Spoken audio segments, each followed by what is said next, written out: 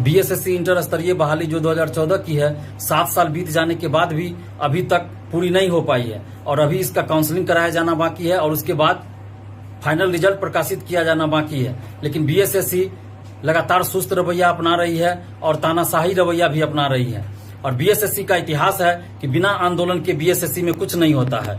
आप बीएसएससी प्रथम इंटर स्तरीय बहाली को ही देख लीजिए तो इसके पीटी परीक्षा के लिए भी परीक्षार्थियों को आंदोलन करना पड़ा था, पीटी के रिजल्ट के लिए भी आंदोलन करना पड़ा था और मुख्य परीक्षा के लिए भी आंदोलन करना पड़ा और टाइपिंग टेस्ट के लिए भी आंदोलन करना पड़ा था।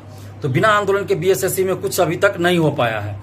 और बीएसएससी के सचिव और अध्यक्ष महोदय से भी हम आग्रह कर रहे हैं कि आप 1 सप्ताह के अंदर काउंसलिंग से संबंधित डेट घोषित कीजिए, काउंसलिंग से संबंधित नोटिस अपने वेबसाइट पे डालिए।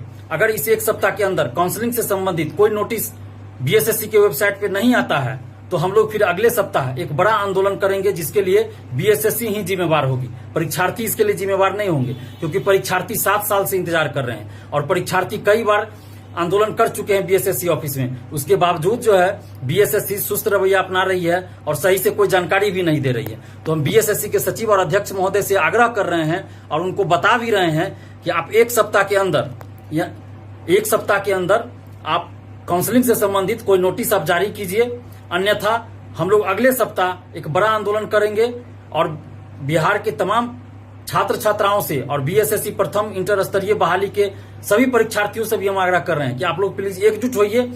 जब तक आप एकजुट होकर आंदोलन नहीं करेंगे तब तक ये बीएसएससी सुनने वाली नहीं है। आप लोग एकजुट होइए और इस सप्ताह में अगर बीएसएससी नोटिस जारी नहीं करती है काउंसलिंग से संबंधित तो हम लोग फिर अगले सप्ताह यानी कि 20 से 25 सितंबर के बीच हम लोग एक बड़ा आंदोलन करेंगे और उस आंदोलन में सभी को आना पड़ेगा। आप लोग सोचेगा कि घर बैठे आंदोलन हो जाए तो फिर नहीं हो पाएगा, आपको आना ही पड़ेगा।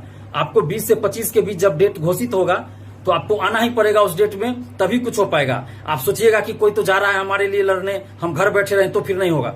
आप जितने भी परीक्षार्थी हैं बीएसएससी प्रथम इंटर स्तरीय बहाली के, आप सब सोच लीजिए कि आपको एक दिन के लिए बीएसएससी ऑफिस आना है तो आना है। और आप एक दिन अगर आ गए तो यकीन मानिए, विश्वास रखिए, अगर आप सभी परीक्षार्थी एक दिन बीएसएससी ऑफिस आ जाते हैं तो देखिएगा उसी दिन शाम तक बीएसएससी को काउंसलिंग से संबंधित नोटिस जारी करना पड़ेगा और फाइनल रिजल्ट कब प्रकाशित होगा उससे संबंधित भी नोटिस जारी करना पड़ेगा। बस आप लोग एकजुट होइए और इस 1 सप्ताह का इंतजार कीजिए।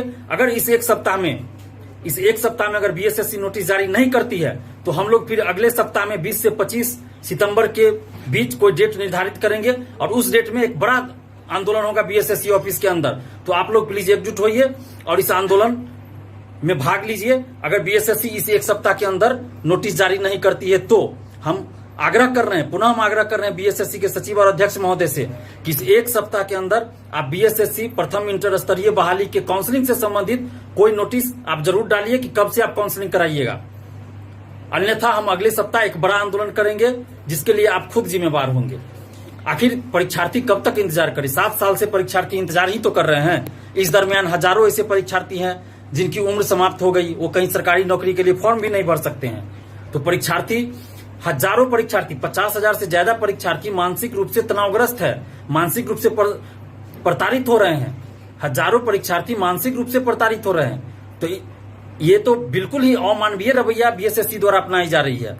तो हम चाहते हैं कि बीएसएससी मानवीय रुख अपनाए और काउंसलिंग से संबंधित इस सप्ताह के अंदर, 1 सप्ताह के अंदर काउंसलिंग से संबंधित कोई नोटिस अपने वेबसाइट पे डाले। अन्यथा अगले सप्ताह हम लोग एक बड़ा आंदोलन करेंगे जिसमें आप तमाम परीक्षार्थियों को आना होगा।